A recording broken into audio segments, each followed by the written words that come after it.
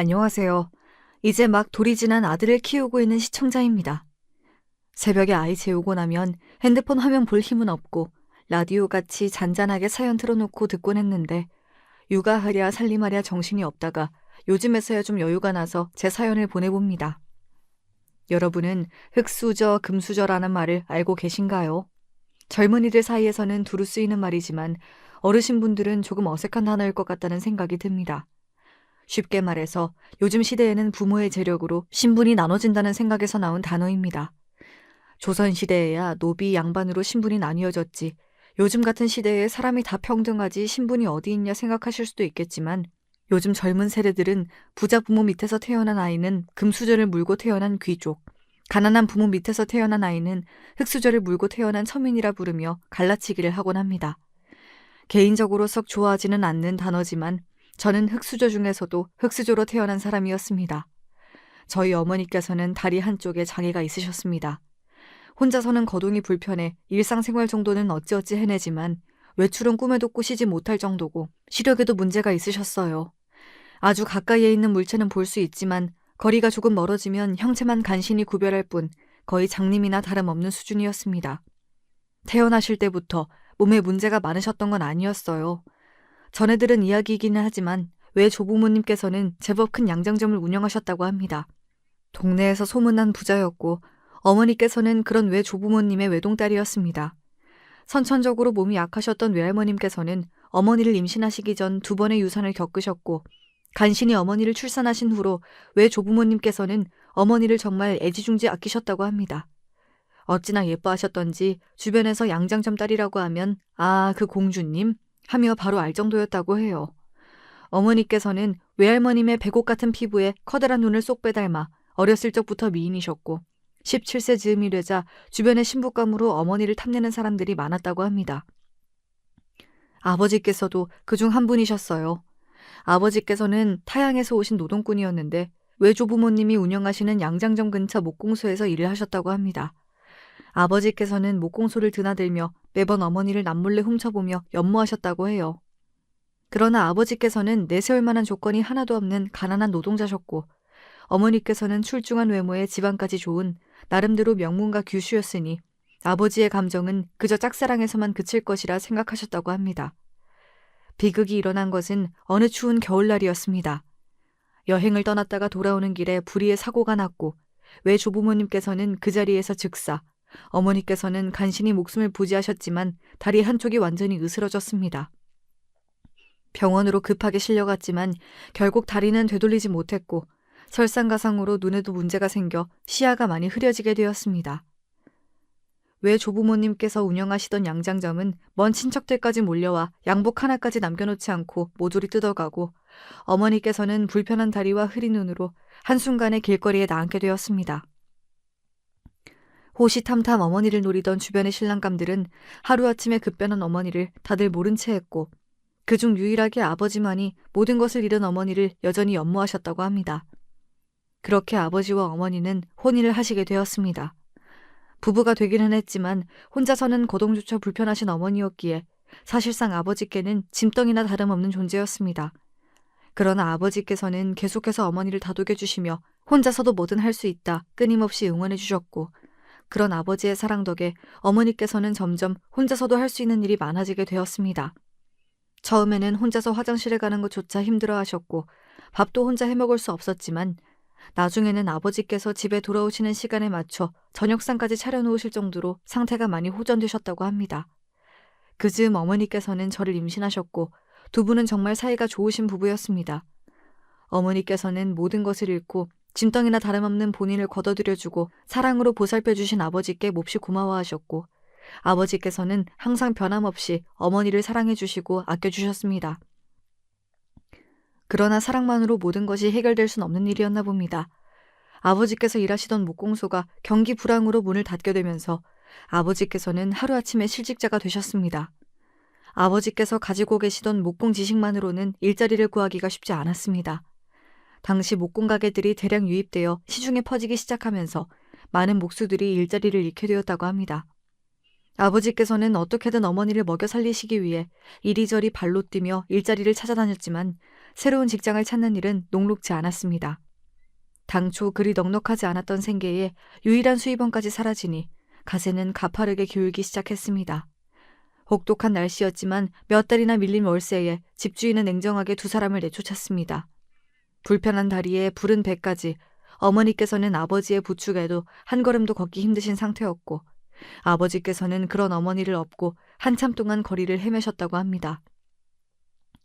그렇게 꿈도 희망도 잃고 쓰러져갈 무렵 아버지께서는 지인의 도움으로 겨우 지방의 한 목공 공장에 취업을 하시게 되었고 두 분은 공장 근처의 작은 단칸방에 자리를 잡게 되었습니다.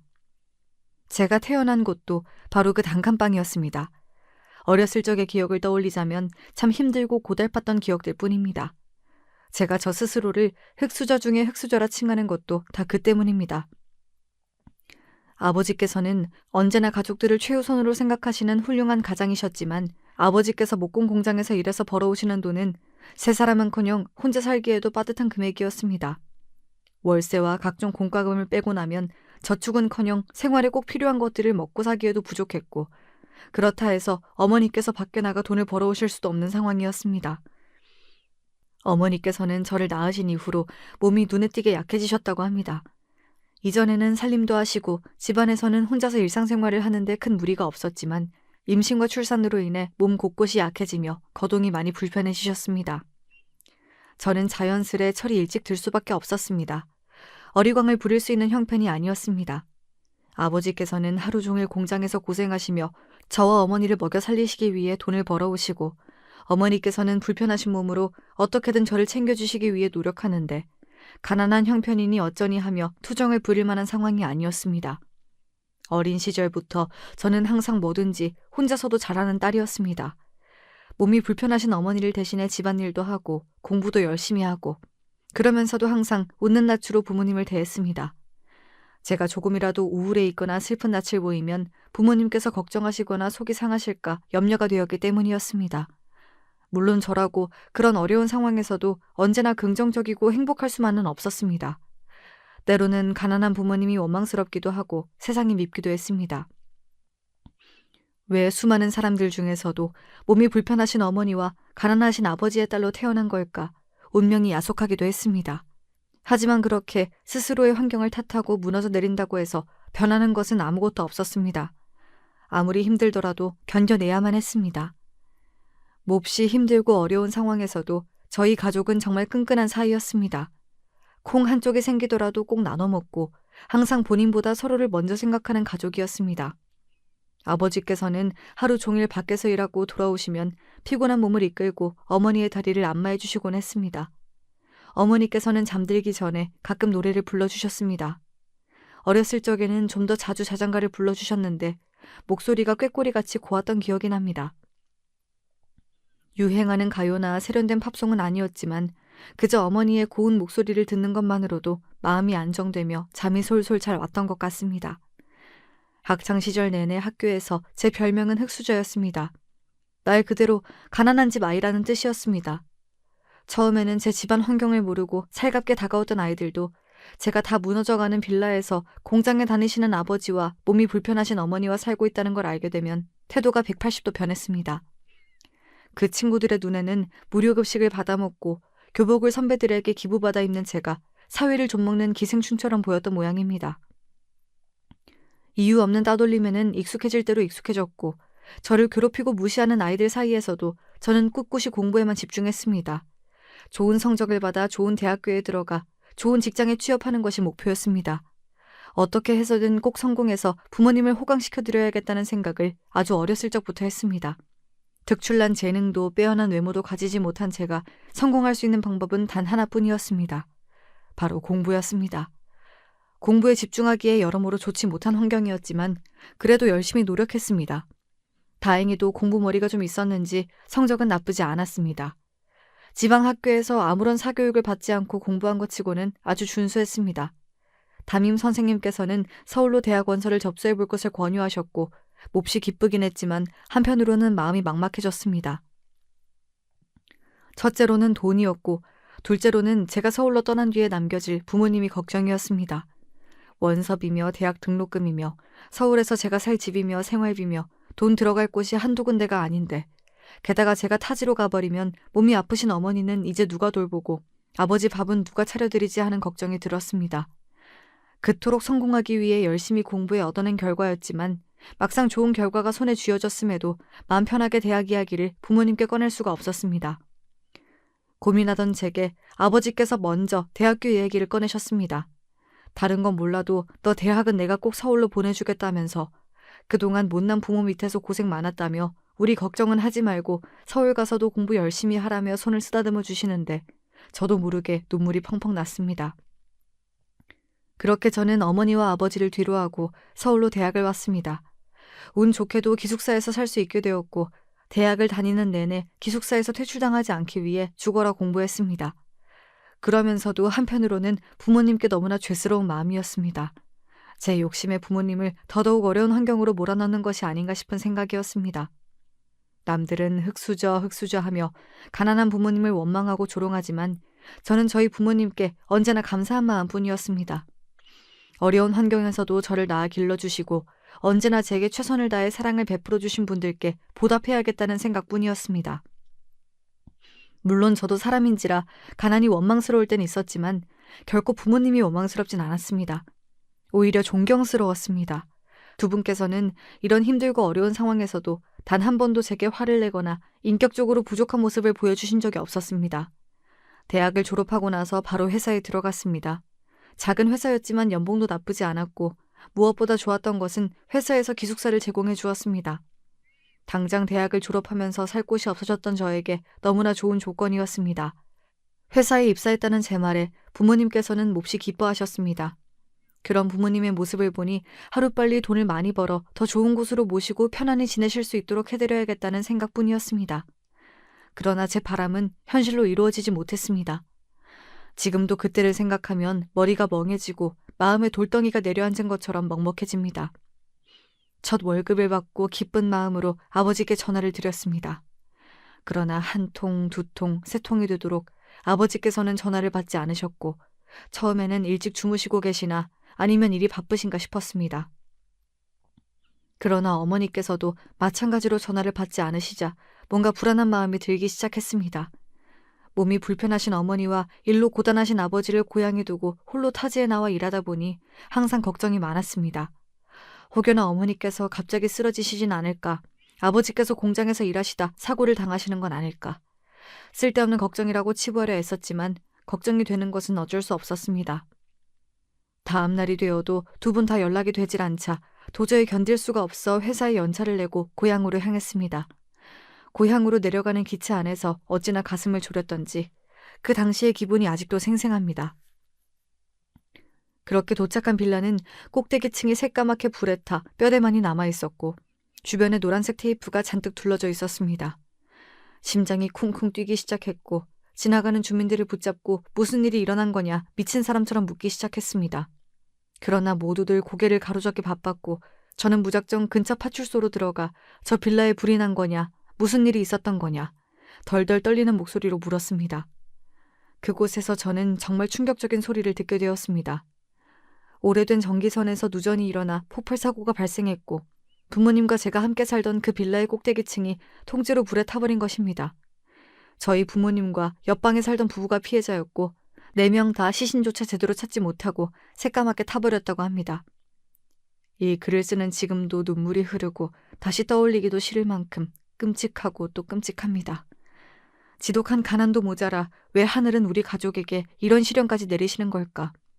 순간 주변의 모든 것이 멈추고 하늘이 노래지더니 그대로 실신해버렸고 눈을 뜨니 병원이었습니다. 경찰들이 와서 제게 사건의 경위와 앞으로의 절차에 대해 이것저것 설명해 주었지만 그 어느 것도 제대로 들려오는 것이 없었습니다. 당시의 기억은 떠올리는 것만으로도 구역감이 들고 자네조차 찾지 못한 부모님을 생각하면 미친 듯이 눈물만 흐릅니다. 장례를 어떻게 치렀는지, 그 뒤로 수습은 어떻게 하고 어떻게 정리하고 서울로 돌아왔는지 제대로 기억이 나질 않습니다. 당시에 저는 거의 반쯤 정신이 나간 상태였습니다. 마주치는 사람들이 전부 제게 괜찮냐, 멀쩡한 건 맞냐 물어왔던 기억이 납니다. 그렇게 서울로 돌아온 저는 텅 빈 사람처럼 살아가기 시작했습니다. 제 삶의 모든 것이자 제 삶의 이유나 마찬가지였던 부모님을 잃은 뒤로 저는 살아갈 힘이 사라졌습니다. 더 이상 열심히 살 이유도 없었고 돈을 모을 이유도 없었습니다. 당장 다음날 죽어도 세상에 아무런 미련이 없는 상태였습니다. 눈을 감으면 부모님 얼굴이 떠올랐고 죄책감에 미칠 것만 같았습니다. 차라리 같이 죽었으면 좋았을 걸 하는 생각을 수백 번, 아니 수천 번도 더 했습니다. 아침에 눈을 뜨면 이대로 죽을까? 이렇게 아무것도 먹지 않고 마시지 않고 가만히 누워있으면 언젠간 죽지 않을까 하는 생각을 했던 것 같습니다. 그때는 정말 그 정도로 살아갈 이유가 없었습니다. 꾸역꾸역 몸을 일으켜 회사에 출근을 하고 멍한 눈으로 업무를 처리하고 아무 맛도 느껴지지 않는 구내식당 밥을 입안에 밀어넣고 그렇게 겨우 밥을 먹고 난 후에는 구역감이 올라와 화장실로 달려가 전부 개워내고 퇴근하고 돌아온 후에는 부모님을 떠올리며 미친 사람처럼 울고 세상을 원망하고 그렇게 몇 달을 보냈습니다. 차마 정말 죽을 용기는 없었는지 어떻게 목숨은 붙어 있었습니다. 눈만 감으면 떠오르던 부모님 얼굴도 사람을 미친 듯이 옥죄어오던 죄책감도 시간이 약이라고 점점 흐려지긴 했습니다. 무엇보다도 이대로 부모님을 따라 죽는다면 저승에서 부모님을 뵐 낯이 없을 것 같았습니다. 저를 두고 먼저 떠나신 부모님이 너무나 원망스럽긴 했지만 언제나 부모님께서 저를 지켜봐 주시고 있다고 생각하기로 했습니다. 그렇게 마음을 먹으니 전보다는 지내기가 조금 수월했습니다. 10kg 이상 빠졌던 체중도 점점 제자리로 돌아왔습니다. 그때 제 나이가 고작 25이었습니다. 지금 와서 생각해보면 그런 아픔과 고통을 이겨내고 버텨낸 스스로가 대견하게 느껴질 정도입니다. 첫 직장을 그만두고 한동안 재충전의 시간을 가졌습니다. 이곳저곳 국내 여행도 다니고 생전 가져보지 못했던 취미도 가지고 영화도 보고 문화생활도 좀 하면서 그동안은 어떻게 해서든 돈을 박박 긁어 모아 부모님을 호강시켜드려야 한다는 생각에 저 스스로에게 아무것도 투자하지 않았지만 공허한 마음에 뭐라도 채워보려 애썼던 시간들이었던 것 같습니다. 그러던 와중에 만났던 것이 그 남자였습니다. 그 남자는 그림을 그리는 사람이었습니다. 마음을 치유해주는 미술 치료를 하는 사람이었어요. 우연히 회사 동료의 소개로 알게 된 사람이었는데 그림을 그리며 마음속의 상처를 치료하고 스스로를 돌볼 수 있는 계기를 마련해 준다며 저에게 추천을 해주었습니다. 처음엔 시큰둥하게 생각했지만 계속해서 추천을 하기에 속는 셈 치고 한번 가보자 했던 것이 시작이었습니다.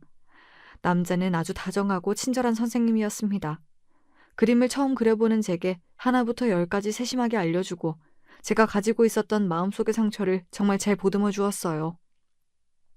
남자와 함께 그림을 그리는 과정에서 부모님을 잃으며 느꼈던 상처를 많이 치유하게 되었고 자연스레 남자와의 사이도 발전하게 되었습니다. 태어나 처음으로 해보는 연애였고 그래서 많이 서툴렀어요. 남자는 그런 저와 다르게 연애에 몹시 능숙한 사람이었습니다. 마음을 기댈 곳이 생기니 참 좋았습니다. 이전까지는 세상에 저 혼자 남겨진 기분이었는데 남자와 함께 있을 때는 그래도 사람 사는 기분이 들었어요. 이런 게 사랑이구나. 이래서 사람들이 결혼을 하는구나 싶은 생각이 들었습니다. 남자는 몹시 가난한 미술가였습니다. 원래 예술하는 사람들이 가난하다고들 하잖아요. 특히 미술치료라는 생소한 주제를 가지고 영업을 하는 사람이다 보니 수익이 잘 나질 않았습니다. 남자의 집안에서는 남자가 미술을 하는 것을 반대하셨기에 금전적인 도움을 전혀 주지 않았고 남자는 매일 끼니를 컵라면으로 때우며 매달 월세 내는 것도 빠듯한 상황이라고 했습니다. 그림을 그리는 사람이다 보니 물감이며 붓이며 미술 재료에 들어가는 값도 만만찮은데 본인 몸이 조금 힘들더라도 그림 그리는 것이 더 좋다며 웃는 사람이었어요. 제가 힘들 때 마음의 안식처가 되어준 사람이었으니 저도 그 남자에게 도움이 되고 싶었습니다. 그래서 금전적으로 남자를 많이 도와줬습니다. 그동안 회사 생활을 하며 모아뒀던 돈이 좀 있었어요. 회사 기숙사에서 살며 특별히 유흥을 즐기지도 않았고 저를 위한 소비를 일절하지 않았기에 돈을 버는 족족 통장에 쌓아두기만 했습니다. 남자가 예술 활동에만 집중할 수 있도록 도와주고 싶었어요. 사랑하는 사람이 매일같이 컵라면으로 끼니를 때우는 모습을 보는 것도 가슴이 아팠습니다. 저는 생전 걸쳐보지도 않은 좋은 옷, 명품 가방을 사다 주기도 하고 한 끼에 몇만 원씩 나가는 나름대로 좋은 식당에 데려가 밥을 먹이기도 했습니다. 밀린 월세를 내주기도 하고 필요한 미술 물품이 있다고 하면 카드를 주며 사라고 하기도 했어요. 남자는 그럴 때마다 제게 몹시 고마워했고 역시 너밖에 없다며 저를 꼭 안아주었습니다. 그런 남자의 애정 표현이 당시 제게는 유일한 안식처였던 것 같아요. 저를 필요로 하는 사람이 있다는 사실 자체가 몹시 기쁘게 느껴졌습니다. 누가 보면 바보 같다고 말할 수도 있겠지만 그때 저는 나름대로 행복했습니다. 남자와 함께하는 시간이 즐거웠어요. 처음에는 제 도움을 몹시 고마워하며 미안해하던 남자는 시간이 지날수록 제 도움을 당연하게 여기기 시작했습니다. 금전적인 도움뿐만 아니라 다른 것들도 마찬가지였습니다. 혼자 살던 남자는 여느 남자가 그렇듯 집 청소나 빨래 같은 것을 제대로 하지 못했어요. 어렸을 적부터 몸이 불편하신 어머니를 대신해 살림을 도맡아 하던 제게 그 정도 집안일은 일도 아니었습니다. 저는 틈만 나면 남자의 자취방에 가서 청소기며 손걸레며 요리 나도록 청소를 했고, 남자가 항상 깨끗하게 정돈된 셔츠를 입고 다닐 수 있도록 매일같이 세탁기를 돌리고 다림질을 해놓았습니다. 제가 없을 때도 끼니를 잘 챙겨 먹을 수 있도록 반찬을 미리 해놓기도 했어요. 완전히 엄마가 따로 없었습니다. 남자는 예술 말고는 제대로 할 줄 아는 게 거의 없는 사람이었습니다. 저는 그래도 그게 행복했어요. 제가 해주는 요리를 먹고 맛있다며 엄지를 치켜 세워주는 남자를 보면 전혀 힘들지가 않았습니다. 그렇게 남자에게 있는 모든 것을 다 퍼주다 보니 금세 통장 잔고가 바닥이 나게 되었습니다. 슬슬 일을 다시 시작해야 했어요. 젊은 나이고 경력도 있다 보니 새로운 직장을 구하는 일이 그리 어렵진 않았습니다. 한 가지 문제가 있다면 직장에 다니게 되면서 이전처럼 남자의 뒷바라지를 해주기 어렵게 되었다는 사실이었습니다. 그런 제게 남자는 아예 같이 사는 게 어떠냐는 제안을 해왔어요. 동거를 하자는 말이었습니다. 조금 망설여지긴 했지만 남자의 끈질긴 부탁에 결국 승낙하게 되었습니다. 그렇게 저는 낮에는 직장에 가서 일을 하고 밤에는 집에 돌아와 청소며 빨래며 집안일을 도맡아 했어요. 하루 종일 집에서 그림을 그린다며 종이 앞에만 앉아있던 남자는 정말 집안일에는 손 하나 까딱하지 않았습니다. 미술 치료를 한다며 손님들을 좀 만나나 싶더니 나중에는 집안에만 틀어박혀 돈도 벌어오지 않았어요. 그림조차 제대로 그리지 않는 것 같았습니다. 그래도 당시에 저는 눈에 단단히 콩깍지가 씌워져 그런 남자도 좋았습니다. 그 남자가 없으면 안 될 것 같았어요. 부모님을 잃은 뒤로 삶의 의미를 찾지 못했던 제게 유일하게 살아갈 이유를 만들어줄 사람이었으니까요. 직장에 가서 땀 흘리며 벌어오는 돈으로는 남자를 먹여 살리고 집에서는 청소하고 빨래하며 남자의 뒷바라지를 했습니다. 그렇게 20대를 전부 보냈어요. 앞자리가 바뀌자 슬슬 조바심이 나기 시작했습니다. 요즘에는 다들 결혼을 늦게 한다지만 그래도 만난 지가 몇 년인데 결혼 이야기를 슬슬 꺼내야 하는 게 아닌가 싶었어요. 남자는 말로는 저를 사랑한다 하지만 전혀 결혼할 생각이 없어 보였습니다. 애초에 현실적인 계획이 전혀 없어 보였어요. 매일같이 집에서 놀고 먹기 바빴고 아무리 콩깍지가 씌워져 있다 한들 그쯤 되니 남자가 점점 한심해 보이기 시작했습니다. 결국 저는 참지 못하고 남자에게 언제까지 그렇게 예술한다며 집에만 틀어박혀 있을 거냐, 이제는 먹고 살 길을 찾아야 하지 않겠냐, 그리고 우리 결혼은 언제쯤 할 거냐 먼저 이야기를 꺼냈고 남자는 몹시 불쾌한 티를 내며 화를 냈습니다. 내가 지금 집에서 놀고 먹는 것처럼 보이냐, 이게 다 예술 활동을 하는 거다. 원래 일반인들이 보기에 예술 활동이 그런 거다. 너도 이제 우리 엄마처럼 예술을 무시하는 거냐 언성을 높이더군요. 그런 남자에게 100번 양보해서 예술 활동은 그렇다 치자. 그럼 우리 결혼은 어떻게 할 거냐? 날 진지하게 생각은 하는 거냐 따져 물으니 고민하던 남자는 그깟 결혼 못할 게 뭐가 있냐며 당장 내일이라도 집에 인사를 드리러 가자고 했습니다. 조금 당황스럽긴 했지만 그렇게 남자와 함께 처음으로 남자의 부모님 댁을 찾았습니다. 연애한 지는 몇 년이었지만 인사를 드리는 건 처음이었어요. 그동안 제 쪽에서 몇 번 얘기를 꺼냈지만 남자가 예술활동을 반대하신 어머니와 마주하기를 꺼려해서 계속 무산되었거든요. 그렇게 처음 만나뵌 예비 시어머니께서는 첫 만남부터 제게 몹시 무례했습니다. 저를 보시자마자 네가 우리 아들 밥 해준다던 개구나 하고 인사 아닌 인사를 건네시더군요. 그 말을 듣자마자 그동안 이 남자가 부모님께 제 얘기를 어떻게 전해드렸는지 안 봐도 뻔한 기분이었습니다. 자리에 앉은 뒤로는 무시가 더더욱 심해졌어요. 가난한 집안에서 자랐다고 들었다. 모아놓은 돈도 한 푼 없을 것 아니냐. 그러니 미래가 창창한 남자 옆에 붙어서 어떻게든 결혼하려고 애쓰고 있는 것 아니냐. 할 줄 아는 것이라고는 몸 굴리고 집안일 하는 것밖에 없으니 그렇게라도 하는 거냐. 다시 생각해도 정말 모욕적인 말들 뿐이었습니다. 그 중에서도 가장 참을 수 없었던 것은 저희 부모님을 욕보이시는 말이었어요. 부모님이 사고로 죽었다고 하지 않았냐. 그런 싸구려 빌라에서 살았으니 그렇게 허무하게 간 거겠지. 결국엔 고아라는 말인데 난 부모 없는 애랑은 절대 결혼 못 시킨다. 고아 주제에 염치라도 있어야지 도대체 무슨 생각으로 결혼을 하겠다고 여기까지 뻔뻔한 낯짝으로 찾아왔는지 모르겠다며 끝도 없이 모욕적인 말들을 쏟아내시는데 정말 온몸이 새빨개지는 기분이었습니다. 저를 환영해 주실 것이라고는 생각하지도 않았지만 그 정도로 대놓고 무례한 말들을 쏟아내실 줄은 정말 몰랐어요. 가장 배신감이 들고 슬펐던 것은 옆에 앉아있던 남자가 그 모든 말들을 듣고도 본인의 어머니를 제지하거나 제 편을 드는 말을 단 한마디도 하지 않았다는 사실입니다. 다시 생각해도 참 제 꼴이 비참하고 우습네요. 20대 청춘을 다 바쳐 그 남자의 뒷바라지를 해놓고도 몸 굴려 어떻게든 결혼하려고 애쓰는 한심한 여자 취급을 받았는데 그 자리에서 한마디 반박도 하지 못했으니 말입니다. 그렇게 최악의 인사자리가 끝나고 집을 빠져나오는데 남자가 그제서야 입을 열더군요. 봐라, 내가 우리 엄마 성격 더럽다고 했지? 이래가지고 나랑 결혼 어떻게 할래?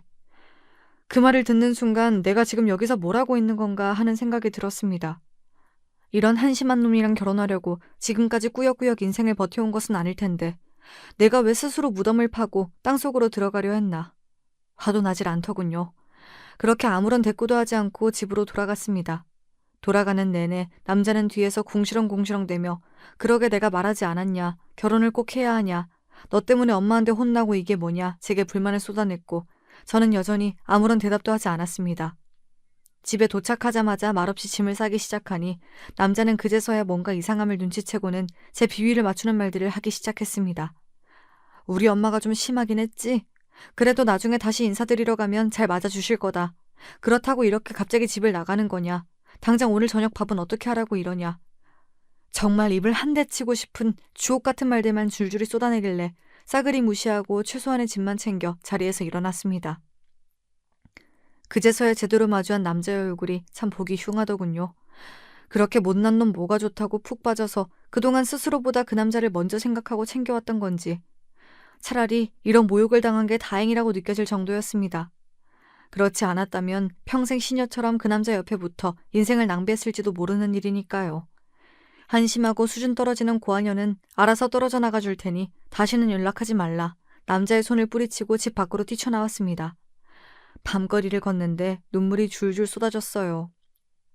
애써 의연한 척, 아무렇지 않은 척, 이별을 선언하고 나왔지만 또다시 혼자가 되었다는 생각에 앞날이 막막했습니다. 아무리 못난 놈이라고 그래도 그 남자가 있어서 마음의 상처도 치유하고 기댈 곳도 생겼었는데 이제 이 넓은 세상에 또 나 홀로 남았구나 싶더라고요. 그래도 시간이 약이라고 혼자 살 집도 구하고 직장도 옮기고 또 새로운 곳에서 적응하고 지내다 보니 점점 그 남자와의 일도 잊혀지게 되었습니다. 아무래도 한번 남자에게 크게 데이고 나니 새로운 사람을 만나는 일이 쉽진 않았어요. 마음의 문을 굳게 닫게 되더라고요. 누군가가 제게 다가오더라도 의심부터 하게 되고 언젠가는 이 사람도 그 남자처럼 나를 이용해 먹고 버리려 하겠지 하는 나쁜 생각부터 들었습니다. 그 뒤로 그 남자에게서는 몇 번 더 연락이 왔어요. 제가 그립고 보고 싶어서 본인의 잘못을 뉘우치고 용서를 구하려 했다기보다는 그저 집에서 밥 해주고 살림해줄 여자가 필요해 보였습니다. 본인한테 푹 빠져서 돈을 가져다 바치는 멍청한 여자였으니 조금 다정하게 대해주면 다시 돌아올 것이라 생각했던 모양이죠. 그러나 저는 남자를 완전히 차단해버렸습니다. 같은 실수를 2번 반복할 생각은 없었어요. 마음이 조금 힘들더라도 아무에게나 기대고 다른 사람을 제 안식처로 삼지 않겠다 다짐했습니다. 그렇게 1년, 2년 시간이 흘렀어요. 나이는 먹었지만 전처럼 마음이 조급하진 않았습니다. 더 이상 결혼이라는 것에 매달릴 이유가 없어졌거든요. 조금 쓸쓸하고 때로는 부모님이 사무치게 그립기도 했지만 더 이상 혼자라는 사실이 끔찍하게 괴롭진 않았습니다. 주변에서는 다들 더 늦기 전에 좋은 남자 만나서 결혼해야지. 지금이야 젊어서 괜찮지. 나이 먹어서도 혼자면 안 된다며 저보다 더 저를 걱정해 주었습니다. 그러나 이미 한번 상처가 생긴 저는 혼자가 두려워 아무나와 만나고 싶지 않았어요. 그렇게 주변에서 등 떠밀려 만난 남자와 번갯불에 콩 볶듯 결혼해서 행복할 것이란 생각도 들지 않았습니다. 솔직히 말하자면 그때까지만 해도 아마 저는 평생 혼자 살지 않을까 싶었습니다. 제가 가지고 있는 상처와 과거를 모두 보듬어줄 다정한 남자를 만날 수 없을 것이라고 생각했거든요. 그렇게 마음의 문을 닫고 살던 제 눈앞에 운명처럼 나타난 남자가 바로 지금의 남편입니다. 남편은 정말 저에게 너무나 과분할 정도로 좋은 사람이에요. 보잘것없는 조건의 저와는 다르게 번듯한 집안에서 자라나 좋은 교육을 받고 본인 소유의 병원까지 가지고 있는 의사입니다. 남편을 처음 만났을 때 전 남편에게 이성적인 관심이 전혀 없었어요. 애초에 저와 비슷한 급의 사람이라는 생각이 들지 않았고 사는 세계가 완전히 다른 사람이라고 생각했습니다. 남편은 강남에서 나고 자란 강남 토박이에요. 시아버님께서도 의사셨고 시어머님께서는 명문가 출신의 유학까지 다녀온 회화 작가분이십니다. 결혼하고 몇 번 전시회에 초대받아 간 적이 있는데 정말 멋있는 작품들 많이 그리세요. 예술한답시고 하루 종일 집에서 빈둥대며 놀았던 그 남자와는 비교하기도 민망할 정도입니다. 시어머님께서는 작품 활동도 하시면서 남편 육아며 살림이며 넉넉한 형편에도 도우미를 쓰기보다는 되도록 모든 것들을 본인 손으로 하시며 살아오셨다 하더라고요. 그러면서도 인자하신 성정에 가진 것이 없어 부끄러워하는 저를 보듬어 주시는 넓은 아량까지. 인격적으로나 어떤 면으로나 시댁 식구분들은 정말 세상에 이런 사람들이 있을 수 있나 싶을 정도로 완벽하신 분들입니다. 그런 시부모님 밑에서 자랐으니 남편도 인성이 고들 수밖에 없었어요. 강남 의사 집안에서 남부러울 것 없이 자라났고 스스로도 능력 있고 잘난 사람인데도 남편은 본인 입으로 자기 자랑을 한 번 먼저 꺼낸 적이 없었습니다. 전에 듣기로는 병원까지 있는 사람이라던데 처음에는 왜 저렇게까지 소탈한가 싶을 정도였어요. 외식을 한번 하더라도 눈 돌아가게 비싼 소고기보다 삼겹살에 소주를 더 좋아하는 사람이었고 치렁치렁 명품을 달고 다니기보다는 단정한 옷차림을 좋아하는 사람이었습니다. 처음엔 어마어마한 조건과 번듯한 외모에 이런 잘나고 멀쩡한 사람이 왜 나를 좋아하지? 하는 의심이 들긴 했어요. 솔직히 말하자면 나쁜 생각도 했습니다. 이렇게 다정하고 건실한 사람인 척 나한테 접근해서 결국엔 날 이용해 먹으려는 게 아닌가 싶은 생각이요. 그러나 남편은 참 한결같은 사람이었습니다. 사람에게 속은 상처로 쉽게 마음을 열지 못하는 제 곁을 꾸준히 지켜주며 제가 자연스레 남편에게 마음을 열 수 있도록 도와주었어요. 지금도 가끔 남편에게 그때 내가 뭐가 그렇게 좋아서 매달렸냐고 장난스레 묻곤 합니다. 남편은 항상 그 질문에 똑같은 답을 해요. 그냥 당신이라서 좋았다고요. 참 뻔한 대답이면서도 그 말만큼 가슴이 설레는 말이 없습니다. 어렸을 적부터 가진 고생을 하며 살다가 부모님을 일찍 보내드렸던 것, 나쁜 놈을 만나 젊은 시절 고생하며 보낸 것 전부 지금의 남편과 시댁 식구들을 만나기 위한 일들이었나 싶을 정도예요. 먼저 떠나신 부모님께서 저를 안쓰러이 여기셔서 이런 천사 같은 사람들을 제 곁으로 보내주신 게 아닌가 하는 생각을 합니다. 남편과의 연애는 어찌저찌 잘 흘러갔지만 솔직히 정말 결혼까지 하게 될 줄은 몰랐어요. 저는 젊은 나이도 아니었고 얼굴이 빼어나게 예쁜 것도 아니었고 그저 그런 직장에 다니는 지극히 평범한 노처녀에 가까운 여자였습니다. 그러나 남편은 젊은 나이에 부잣집 출신, 무려 본인 소유의 병원을 가지고 있는 성형외과 의사였어요. 물론 병원은 시부모님께서 차려주신 것이긴 하나 그 병원을 문제없이 몇 년째 원장으로서 잘 이끌어간 것은 온전히 남편의 능력이라고 생각합니다. 실제로 남편은 정말 열정적인 의사고 본인 직업에 사명감도 있는 사람이에요. 돈 한 푼 한 푼에 목매달며 환자들을 함부로 대하는 일부 의사들과는 비교도 할 수 없는 사람입니다. 주변에서는 하나같이 입을 모아 저보고 인생 폈다고 말해요. 제 생각에도 저 정말 남편 하나 잘 만나서 인생 핀 것 같습니다. 식장에 들어서기 전까지 몇 번이고 내가 꿈을 꾸고 있는 것이 아닌가 생각했습니다. 모아놓은 돈이 좀 있긴 했지만 남편이 준비해온 강남의 50평대 신혼집에 제대로 된 혼수 하나도 가져오기 힘든 돈이었어요. 남편은 그런 저에게 부담 가질 필요 전혀 없다며 아무것도 준비할 필요가 없다고 말했습니다. 식장 예약부터 드레스, 메이크업, 신혼여행 전부 남편 돈으로 진행했고 혼수도 시부모님께서 마련해 주셨어요. 아무리 자산 차이가 많이 난다고 한들 저도 사람인지라 하나부터 열까지 다 받기만 하며 결혼하려니 참 염치가 없었습니다. 그런 제게 시부모님께서는 어렸을 적부터 얼마나 고생이 많았냐, 어린 나이에 사고로 부모님도 잃고 이렇게 꿋꿋하게 잘 버텨낸 것만으로도 대단하다며 위로의 말씀을 건네주셨어요. 솔직히 처음 시부모님을 만나뵈러 갈 때 정말 겁이 많이 났었습니다. 제 면전에 대고 고아년이니 어떻게든 결혼하려고 몸 굴려서 남자 옆에 식모처럼 붙어 산다느니 막말을 들었던 기억들이 떠올랐어요. 시부모님께서는 결국 그럴 분들이 아닐 것이라 생각하긴 했지만 마음 깊은 곳에서는 불안한 마음이 있었는지 전날 밤에 악몽을 꾸기까지 했습니다. 제 걱정과는 다르게 시부모님께서는 절 너무나 따스하게 맞아주셨어요. 어디에 거지 같은 고아년이 분수도 모르고 우리 아들을 넘보냐며 뺨이라도 한 대 맞는 게 아닌가. 전날 밤 제 머릿속에서 재생되었던 드라마 같은 일은 일어나지 않았습니다. 진부한 말이지만 앞으로는 우리를 친부모처럼 생각하고 편하게 대해도 괜찮다. 이제부터 우리도 너를 딸처럼 생각하겠다 하시는 말에 눈물을 펑펑 쏟았습니다. 결혼 후에도 시부모님께서는 단 한 번도 저를 없는 집 자식이다, 부모 없는 여자다, 은연중에 무시하고 깔보시는 듯한 행동을 하신 적이 없습니다. 언제나 저를 본인들 자식처럼 아껴주시고 존중해주시고 항상 너무나 감사한 마음뿐이에요. 감사하게도 예쁨 받고 사랑받는 입장이지만 만약 제가 애지중지 키운 너무나도 잘난 외동아들이 저 같은 여자를 데려와 결혼하겠다고 했으면 솔직한 마음으로는 저도 그 여자를 진심을 다해 예뻐해주기 어려웠을 것 같아요. 그러나 저희 시부모님께서는 그런 섭섭하고 아쉬운 마음을 드러내신 적이 한 번도 없습니다. 결혼 후 첫 아이를 가지는 데에도 꽤 긴 시간이 걸렸어요. 원래 계획대로라면 결혼하자마자 신혼생활 없이 아이를 임신하려 했었습니다. 결혼을 그리 이른 나이에 하지 않았기에 하루라도 빨리 이세 계획을 세워 아이를 가지고 싶었어요. 시부모님께서도 손주를 몹시 보고 싶어 하셨고 저도 저를 친달처럼 예뻐해 주시는 시부모님께 손주를 안겨드리고 싶은 마음이 굴뚝 같았습니다. 그러나 제 마음과는 다르게 아이라는 게 그리 쉽게 생기지가 않더군요. 참 몸도 마음도 힘든 시간들이었습니다. 남편이 의사다 보니 건너 지인이 운영한다는 난임병원을 함께 다니게 되었어요. 난임에는 여러 이유가 있고 꼭 여자 쪽이 잘못해서 임신이 잘 안 되는 것은 아니지만 상황이 이렇다 보니 모든 것이 다 제 잘못 같고 시부모님을 뵐 면목이 없었습니다. 가진 것도 없이 시집와서 애까지 못 낳는 며느리라니 정말 예뻐할 구석이라곤 하나도 없는 여자였는데도 시부모님께서는 언제나 저를 사랑으로 감싸주셨습니다.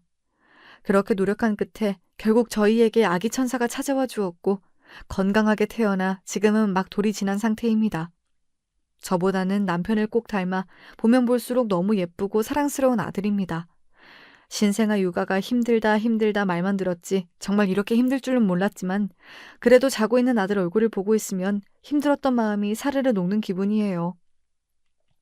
남편도 최선을 다해 육아를 돕고 있지만 병원 일 때문에 바쁜 탓에 거의 저 혼자 도맡아 하고 있습니다. 남편은 육아 도우미를 부르거나 아주머니를 고용해 조금이라도 몸을 편하게 하라 말했지만 작품 활동을 하면서도 남편 육아와 살림까지 완벽하게 해내셨던 시어머니를 생각하면 혼자서도 잘 해내고 싶은 마음이 큽니다. 요즘은 그래도 명색이 성형외과 원장 사모님인데 관리를 좀 해야 하는 것 아니냐며 남편이 저를 병원으로 자주 불러내요. 사실 관리고 뭐고 다 핑계고 일하면서도 저랑 아들이 보고 싶어 그런 속이 빤히 보입니다. 그래도 병원에 가면 간호사들이 아들을 예뻐하며 돌봐주기도 하고 잠깐 쉬며 나름대로 피부 관리도 받을 수 있고 겸사겸사 남편 얼굴도 볼 수 있어서 최근 들어 자주 찾는 중이에요. 신혼 초에는 혹시나 제가 병원에 찾아갔다가 폐가 되거나 남편 얼굴에 먹칠이라도 할까봐 괜한 자격지심에 잘 드나들지를 못했는데 그래서 전혀 그 사실을 모르고 있었습니다. 어떤 사실인지 궁금하시죠? 바로 저번 주에 일어난 아주 따끈따끈한 사건입니다. 이 일을 겪고 나서 어찌나 사연 채널에 제 이야기를 보내고 싶어 입이 근질근질 하던지요. 그날도 평소와 마찬가지로 아들을 데리고 병원을 찾았고 아들을 잠시 남편에게 맡겨놓고 진료를 기다리던 중이었습니다. 병원 입구로 아주 익숙한 낯이 들어왔어요. 처음에는 긴가민가 했지만 접수대 앞에서 간호사에게 신경질적으로 성질을 내는 모습을 보니 맞구나 싶었습니다. 바로 그 여자였어요. 저한테 고한 연인이 몸굴리는 연인이 대놓고 모욕을 줬던 전 남자친구의 어머니였습니다. 아는 척을 해야 하나 말아야 하나 고민하고 있을 때 그 여자가 먼저 저를 알아봤는지 성큼성큼 제 쪽으로 다가왔습니다. 그리 반가운 사이도 아닌데 인사라도 하려는 건가 싶어 멀뚱히 쳐다보고 있었더니 제가 먼저 설설기며 인사를 할 줄 알았는지 인상을 팍 구기더라고요. 어른을 봤으면 먼저 인사를 해야지 싸가지 없게 고개를 빳빳이 들고 있냐. 고한연이 주제도 모르고 얼굴이라도 고쳐서 시집가려고 이런 곳에 드나드냐. 내가 그때 네 버릇을 제대로 고쳐놔야 했는데 아직도 정신을 못 차렸구나. 무턱대고 막말을 쏟아내는데 너무 당황스러웠습니다. 단 둘이 만난 상황도 아니고 간호사들도 다들 웅성거리며 이쪽을 쳐다보고 있었어요. 이대로 있다가는 남편에게 폐를 끼칠지도 모르겠다는 생각에 일단은 저 여자를 데리고 나가야겠다는 생각이 들었습니다. 그 순간 원장실 문이 열리며 남편이 아들을 데리고 나왔어요. 바깥이 시끌시끌하니 의아해 나와본 것 같았습니다. 남편에게 이미 그 여자와 있었던 일들을 다 말했었긴 했지만 막상 그런 상황에 남편과 마주하니 너무나 부끄럽고 병원에 괜한 소란을 피운 것 같아 미안한 마음이 들었습니다. 그런데 반응을 보니 남편과 그 여자는 이미 안면이 있는 사이 같았어요. 알고 보니 그 여자는 저희 남편 병원의 단골 손님이자 유명한 진상이었습니다. 병원을 자주 찾는 손님이긴 하지만 항상 무작정 서비스 시술을 해달라. 안 그러면 주변에 소문을 안 좋게 내겠다며 생떼를 쓰기 일쑤고 간호사들에게도 이유 없이 화를 내고 막말을 해 모두가 응대하기를 꺼리는 손님이었습니다. 그동안은 제가 병원에 자주 드나들질 않아서 그 사실을 전혀 모르고 있었던 거예요. 저를 여보라고 부르며 다가오는 남편의 모습에 그 여자는 눈에 띄게 당황한 모습이었습니다. 도저히 믿기지 않는다는 듯 저와 남편, 그리고 남편의 품에 안긴 저희 아들을 번갈아 쳐다보더니 인상을 팍 구기더군요. 혹시나 꼬리를 내리고 먼저 사과를 하지 않을까 했던 기대가 무색하게 주제에 무슨 재주가 있어서 강남 의사를 꼬셨냐. 원장 선생님도 어쩜 그리 여자 보는 눈이 없냐. 시끄럽게 말을 쏟아내는데 그 이야기를 듣는 남편의 낯이 점점 어두워졌습니다. 그러더니 남편이 정색을 하면서 소리를 쳤어요. 당장 이 미친 여자를 밖으로 끌어내라면서요.